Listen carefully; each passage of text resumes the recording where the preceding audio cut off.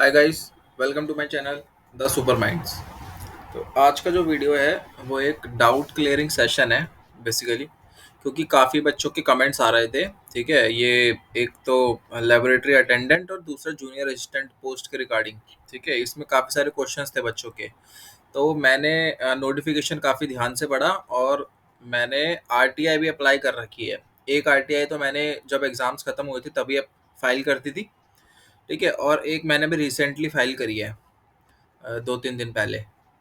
तो आइए देखिए क्या-क्या डाउट्स है, थोड़ा एक बार नज़र मारते हैं। अब जैसे कि बच्चों के जो डाउट्स आ रहे हैं, जैसे पहला डाउट है कि any skill test for laboratory attendant. ठीक है, फॉर द पोस्ट, ये पोस्ट कोड दे रखा है जिसका P103। ठीक है, तो अब देखो, अब मैंने नोटिफिकेशन पढ़ा सबसे पहले तो। तो नोटिफिकेशन में ना ये लेबोरेटरी अटेंडेंट है और इसकी जो टोटल पोस्ट दे रखी है, ठीक है, ये दे रखी है 152।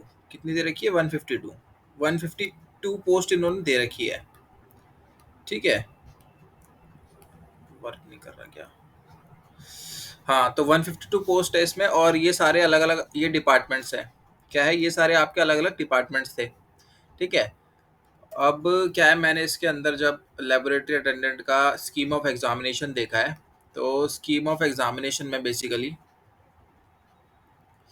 जब मैंने ये इसका उठाया तो एक खाली सिर्फ रिटर्न टेस्ट लिखा था। क्या लिखा था? सिर्फ एक रिटर्न टेस्ट है। यहाँ पे ना कोई पेपर टू करके कुछ नहीं लिखा है। स्किल टेस्ट का ना कोई भी जिक्र नहीं है यहाँ पे। ठीक है, यहाँ पे कुछ भी पेपर टू करके भी कुछ नहीं दिया है। यहाँ पे स्कीम ऑफ एग्जाम में सिर्फ एक ऑब्जेक्टिव टाइप एमसीक्यू बेस दे रखा है।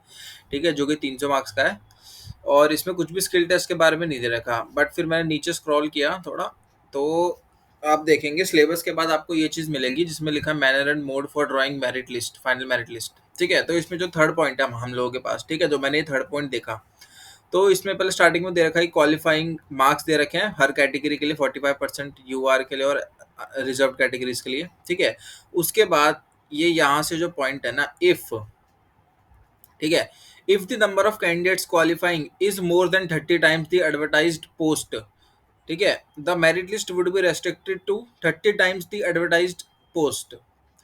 ठीक है, वैसे तो जिन पोस्ट का स्किल टेस्ट नहीं है ना, तो यहाँ तक है, लेकिन पता नहीं यहाँ पे और भी इन्होंने एक्सटेंड कर दिया for the purpose of shortlisting the candidates for skill test. ठीक है, स्किल टेस्ट मेंशन कर दिया। अब वैसे तो भाई देखा जाए तो इसमें ना कोई स्किल टेस्ट उन्होंने दिया नहीं है।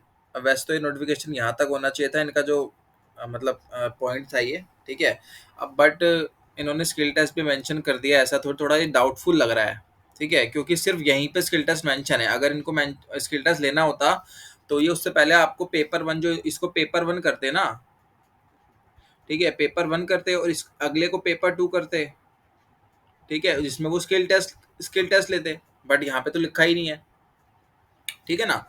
तो अब जैसे कि भाई इसमें भी वो यही कह रहा है कि मान लो 152 वैकेंसीज थी, उसके 30 टाइम्स भी अगर हम लोग ले रहे हैं, ठीक है, मतलब 152 है, 150, मतलब 450 के करीबन जो वैकेंसी है, 4,500 एक तरीके से वो कैंडिडेट्स अप्रॉक्स, ठीक है, सिलेक्ट करेंगे। लेकिन अगर ये ज़्यादा है ना, ठीक है, तो वो लोग ना रेस्ट्रिक्ट कर देंगे 30 टाइम्स तक ही। ठीक है, यानी कि कट ऑफ हाई हो जाएगी। ठीक है, तो लगभग 4500 तक ही रेस्ट्रिक्ट कर देंगे और उसमें भी उसके बाद वो लोग कह रहे हैं कि स्किल टेस्ट लेंगे। ठीक है, अब वो जो स्किल टेस्ट है ना, अब ये स्किल टेस्ट तो उन्होंने कुछ मेंशन तो किया नहीं है, तो एक तरीके से एक सरप्राइज ही है, ये सरप्राइज टेस्ट है।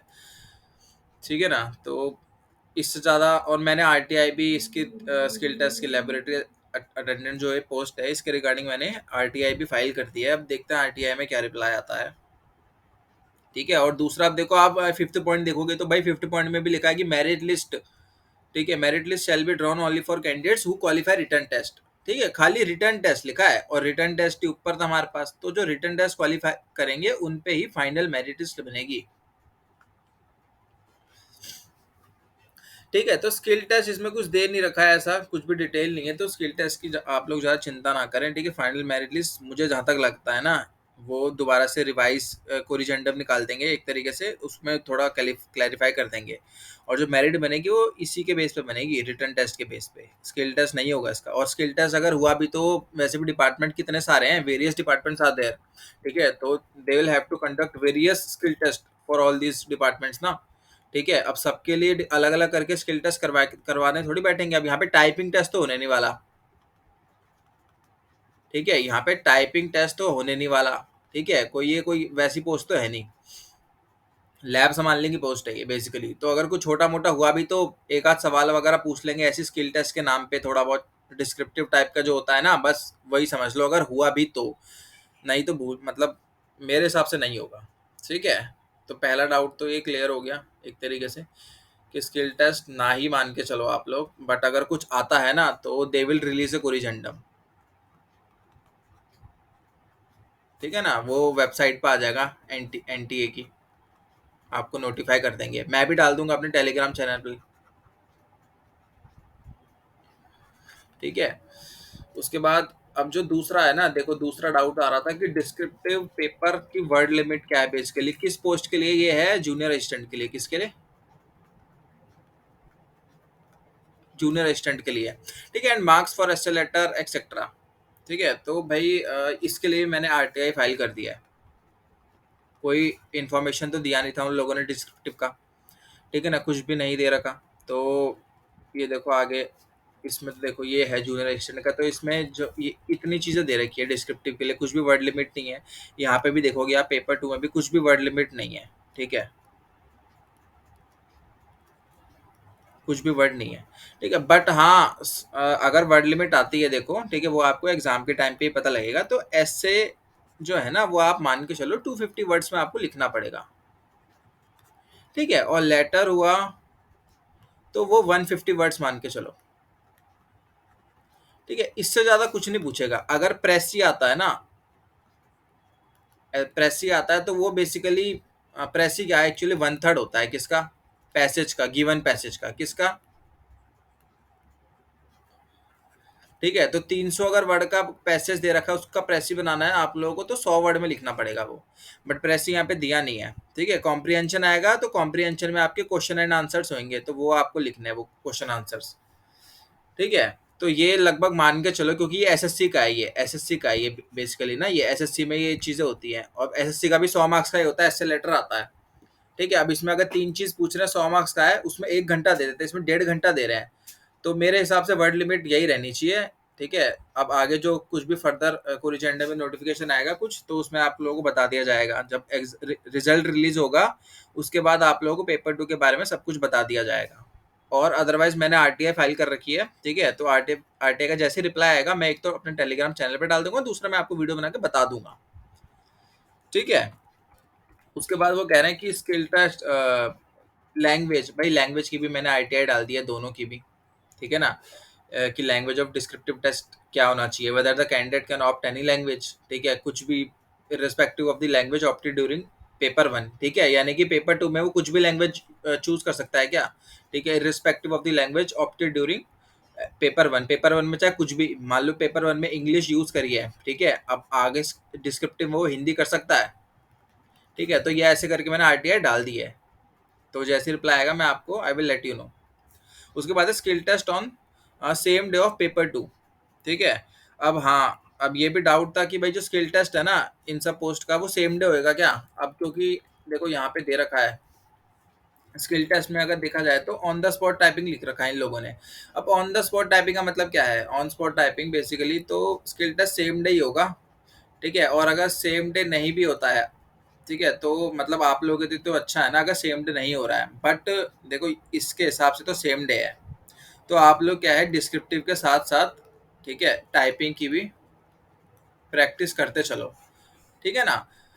अब क्योंकि भाई पता लगे कि अगर मान लो सेम डे नहीं भी हुआ, डिस्क्रिप्टिव के साथ नहीं भी हुआ, तो यार नेक्स्ट डे हो जाएगा या विद इन ए वीक हो जाएगा, तो अब आप डिस्क्रिप्टिव के बाद थोड़ी ना टाइपिंग की प्रैक्टिस करने बैठोगे, तो टाइपिंग की प्रैक्टिस करते हुए चलो, यही मान के कि डिस्क्रिप्टिव वाले दिन जो पेपर 2 आपका होगा उसी दिन आपका स्किल टेस्ट भी हो जाएगा, और नहीं होता है तो विद इन 1 वीक होने के चांसेस है। आप लोग क्यों पीछे रह रहे हो, ठीक है, आप लोग अपनी तैयारी पूरी रखो बेसिकली, ठीक है, टाइपिंग की क्यों पीछे रहना, रोज टाइपिंग करो, यही मान के चलो कि उसी दिन होएगा, और आगे उस दिन नहीं होता है, बाद में होता है तो कोई बात नहीं, आप लोगों के लिए अच्छा है, ठीक है।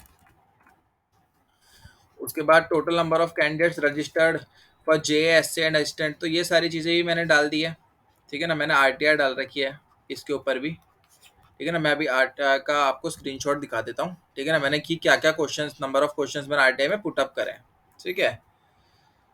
अभी ना एक कॉल आ रहा है मेरे को, एक अर्जेंट, तो मैं आपको ना अगली वीडियो में बताता हूँ, ठीक है इसका, ठीक है। तो तब तक के लिए थैंक यू सो मच, हाँ, thank you, bye bye, take care, हाँ। मैं नेक्स्ट वीडियो में इसका नंबर ऑफ एप्लीकेशंस का बताता हूँ आप लोगों को, बाय, टेक केयर।